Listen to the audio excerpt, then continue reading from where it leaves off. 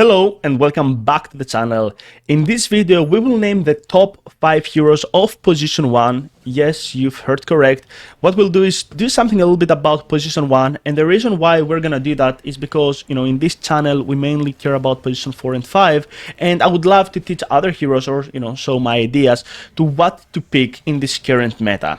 If you're new to the channel, my name is Jeff, I'm a 7-year player in the Europe region, and what we mainly do, usually at least, is to actually show how to play position 4 and 5, especially in the laning stage. Before we jump into the video, what I want to say is that if you're into coaching, you can just go there, scroll a little bit down and apply for a 6-month coaching program that is almost guaranteed. That's going to get you up to the next rank. Let's not waste any more time and let's go. Moving up and down, side to side like a roller coaster. So number 5, I actually chose Troll Warlord. And the reason why I did that is we know that we're in a BROODMOTHER pandemia lately. We've seen lately BROODMOTHER position 3 again and again and again and again. And Troll is a lane dominator that probably is my favorite laner when I get to play support. And the reason why is A, he wins a lane, B, he has a solid mid game, and of course, he has a close gap. So if you have a melee support like Abaddon, Trent, Patch, Dawnbreaker, Troll Warlord is the best.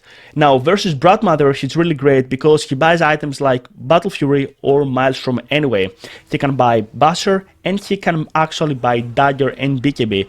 And of course, right now that Ensnare goes through BKB, it's the best hero to actually catch BROODMOTHER. So I would highly advise, if you're in position 1, to actually pick Troll Warlord. I think he's in a great spot. I think he has something like 51% win rate. So I think he's probably one of the best heroes, if not the best, against BROODMOTHER. On number 4, I actually chose Draw Ranger. Now, Draw Ranger is one of these heroes that they have really high win rate. I feel like they're like 54% win rate or something. It's really solid. But the reason why I like Draw Ranger is because there are a lot of agility carries this meta. There's a lot of Morphling, a lot of Void, a lot of Slark, and Draw Ranger is a natural counter to all these high armor, basic high armor heroes. So I would like Draw Ranger, especially if you have a lot of heroes to protect you. Ideally, you want to pick this hero as a last pick, so they will not have a lot of counters. And counters like Storm Spirit, anything that can just close gap, Primal Beast, are really, really good against Draw Ranger. So if you can just last pick this hero, that would have been great. One other reason why I really like Draw Ranger is actually she's really good versus heroes that just go in, but they can't really go in the backline. So heroes like Lestrak, for example, and Visage, that they can't really go to the backline. They are really strong, but if they get caught by Draw, they, Draw Ranger can just kill them. So definitely consider Draw Ranger. She's a great option. On hero number 3, I chose Shadowfiend. Now, Shadowfiend, I think is a great hero generally. I think he sits around 51% win rate. But the reason why I actually like Shadowfiend is because he farms really fast and he doesn't need a lot of items. In reality, the build right now is Treads into Mask of Madness, into Dragonlance, into BKB, and you're good to go. You get like level 15, you can just get Roshan, and with the ages, you can just push objectives and literally just end the game 20-25 minutes in. I think it's a really, really solid hero. Now, I've seen a lot of Shadowfiends in the mid lane, and I think that mid lane is also really solid, but I would just prefer it in the safe lane because I really believe that Shadowfiend through the races can have a lot of kill potential. If you lane Shadowfiend in the lane, make sure you should buy at some point some Basi because you're gonna get out of mana. A small advice for the mid game is to actually get defensive items in case they have heroes that can just jump on you. Similar to Draw Ranger, items like Pike and BKB are your best friends to disengage from really, really hard situations. On number 2, I actually chose Morphling, and that's a bit too obvious, right?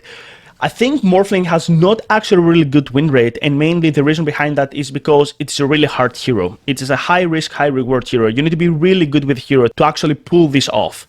And I think the reason why Morphling is so solid right now is because it is so versatile. Heroes like BROODMOTHER, even though that they can be annoying if they go for something like Orchid, they don't really intimidate Morphling as you can just buy first item Manta style. Second of all, I think Morphling is really good just because he also flash farms, and similar to Shadowfiend, he doesn't need a lot of items. So if you play versus a high stat hero, you usually want to go something like Manta style into Aghanims.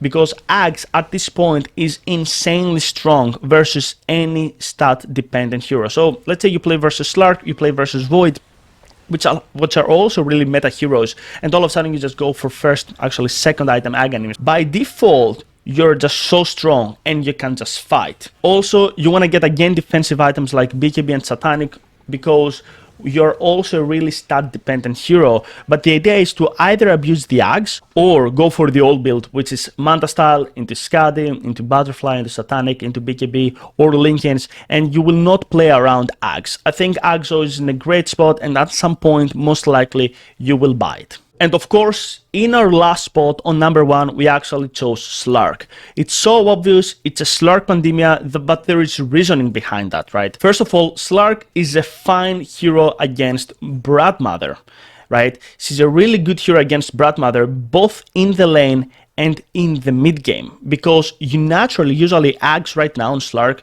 just like Morphling, is in a really good spot. Therefore, you can always catch BROODMOTHER. I would highly advise to you to pick Slark when you have a really strong laner with you, something like a Lich, a Jakiro, a Crystal Maiden. But if you don't have a strong laner, I wouldn't actually advise you to do, because Slark is not as strong as people think in the lane.